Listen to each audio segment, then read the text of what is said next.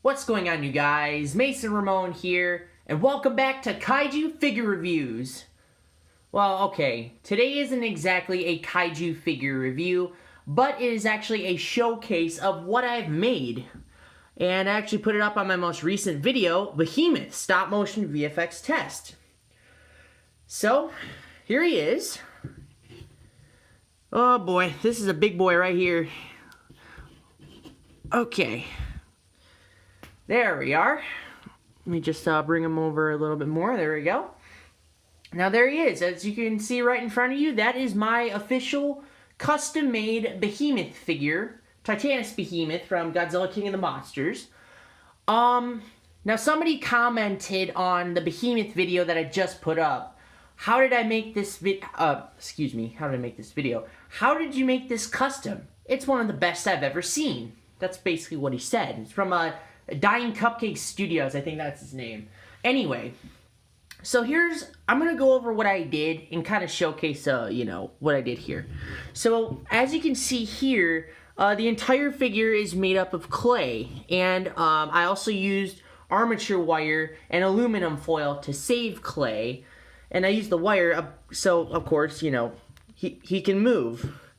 But one thing I did kind of screw up on is his front legs. They're really heavy and they kind of wobble a little bit, but the good thing about them is they're actually really good for puppeteering. You can actually use your hands to move them out, and and it's easy to mask out depending on the program that you're using. So anyway, and I baked this thing for I baked this thing in the oven like 5 times. I think more than 5 times. I cooked it too many times. It was starting to burn. But it was an easy fix that I was able to paint the thing. What else have I done? And I actually had, I have sculpting tools that, excuse me, I stuttered a little bit. I actually had sculpting tools, and I actually sculpted out the fur and details to actually make it look like fur. I mean, the feet I could have done a little bit better, but they do, keep stuttering here. They actually do look like, the Behemoth's legs. And keep stuttering. How many times do I gotta stutter? Too many to count. Alright, let me bring up the head here. The head is also a little wobbly here and there, but it can move, like so. But it's just very wobbly. I should have had a larger wire to, have it stay in place. But, unfortunately, I didn't. So, here, let me just get this up here. There we go. Now, here's the head. I mean, the head, it wasn't too difficult to mold. It was kind of difficult. The eyes, though, yeah, I get the eyes are a bit cartoony, but this is actually, like, my first well, not my first. This is my second armature that I've ever made. And to be honest, I think I did a pretty decent job on this. And this is actually my first armature using clay and sculpting tools to sculpt this thing. I think I did a good job. I don't know what you guys think about it though, but anyway. Yeah, here's the back. I added the little spines on his back. I don't think Behemoth has a tail, though, so I just gave him an ass. So, really. Yeah, another thing here, you can kind of see the wiring inside there, inside of the socket.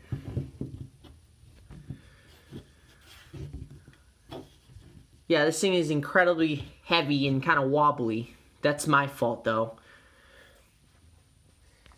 So yeah, that's what I did for detail. For paint job, I actually added, excuse me, I didn't add. Well, actually, yes, I did add. The first thing that I did here is I actually gave him a very raw, I think it's raw sepia, or, yeah, it's raw sepia. I gave him raw sepia for the overall paint. And then the second layer I added was a bit of a combination of a little bit of yellow, a little bit of orange, and some of that raw sienna color to, do some dry brushing and bring out the details here. As you can see here, you can look closely here. Let me focus. Yeah, you can see I did some dry brushing. It's a bit better on the spikes. Did a little bit of dry brushing to bring out the details with that lighter brown that I did. And then and if you also look closely, bring him back up here first. That I'm falling. If you also look closely, you can see that there's some green dry brushing in there too. I took some phthalo green and some yellow, and also put in a tad bit of alizarin crimson in there to give it more of that, you know, vine green look. And I, you know, dry brushed it sporadically to make it look like there's grass on his fur. One thing I haven't gotten to yet, I didn't get vines yet. I haven't gotten any dilemma vines to, you know, cover the tusks. I haven't done that yet. And I didn't paint the nails. I didn't paint his toenails. I didn't paint those. I didn't know if they were a different color or not, so that's why I left it the way it is. But anyway, now I'll move on to the face with his paint job. The tusks. I think it's the tusks that are the only different color besides the rest of the body. The eyes are just cartoon black and white. That's about it.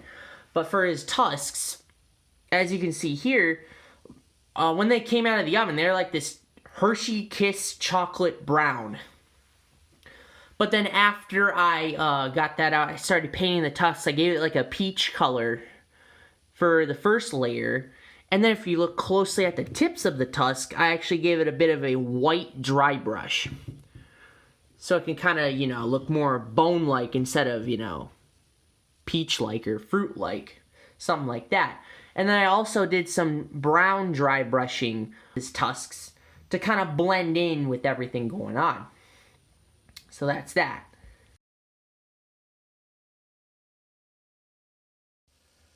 Now for this guy's poseability that I have provided for him, I will go over that right now, even though I kind of threw it. The head, it can look this far up, it can look that far down, it can look to the right, and it can look to the left. But the problem is it's kind of wobbly, so... But I can work around it, really. I'll be able to work around it by puppeteering it sometimes. Let me see. His front legs can go up by the shoulders, even though they won't hold its pose because they're very heavy. Let me see here. This right here, that can bend. This down here can also bend. So I can have his legs go straight out, which will kind of look messy. So if I keep this, it will look a bit cleaner. But again, it's my fault because I made them so damn heavy. And for the back legs, there's only one joint, which are these. Which they can actually hold its pose without it wobbling too much. Same with this one here. This one's kind of messy though. I might have to redo this one. I don't know. So yeah. Let me just get them fixed. Fudge. There we go. So yeah, that's basically the Behemoth's articulation or poseability for this thing, for what I got, which I think is okay for the most part, but not the absolute best ever made. But, you know, what can you do?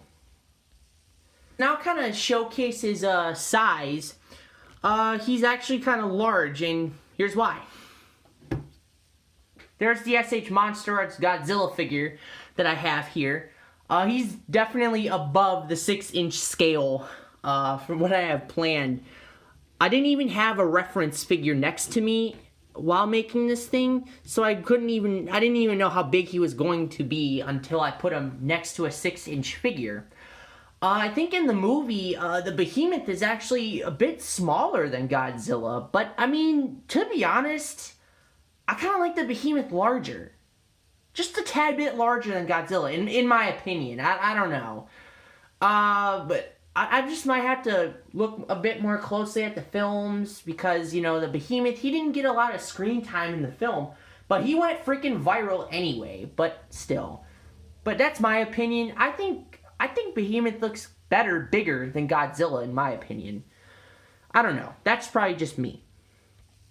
Now you guys are probably wondering why I actually made this custom. Well, a couple of reasons. Number one, there is no Behemoth figure for me to purchase right now, but there actually is a YMSF prototype Behemoth figure. I don't think it's been approved yet, but there's actually two updates. One where the Behemoth looks a little basic, and a recent update, which was updated about 3 weeks ago, which gives out a bit more detail, and it actually looks more like the Behemoth.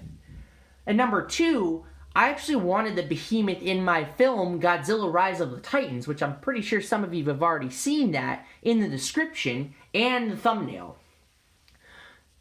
So, and that's why. And number 3, I really wanted a Behemoth in my collection, you know? And I didn't want to wait and wait and wait until the YMSF figure gets approved or something like that. I just really wanted to make something. And number 4, I wanted to, you know, try something different. And I wanted to get out of my comfort zone a little bit. Instead of purchasing figures, I wanted to make my own. And I don't know. To be honest, I think it's a success for the most part. But not fully a success. But I just have to keep practicing. That's what I have to do. I can't rate this thing. I'm not going to rate my own figure. That is up to you guys. Leave your comments in the comment section below saying what you think about this Behemoth custom that I did. I actually have I have 2 more official armatures in production right now. And I have a 3rd one that's possibly in production. Possibly. I might add them to the film. I might not add them to the film. I'm not sure. But I also have more armatures planned for future films. I mean, that's in case if Rise of the Titans actually does well on YouTube. Hopefully. I hope it does well on YouTube. But anyway. Alright, so I hope you guys enjoyed this video. Leave a like if you liked this video. Comment below. Tell me what you think about the Behemoth custom that I made. Be sure to subscribe and hit the notification bell to receive notifications for future videos. And so that is it, everybody. I hope you guys enjoyed this self-review. I don't even know how you want to put it. So yeah, hope you guys enjoyed. I will see you guys later.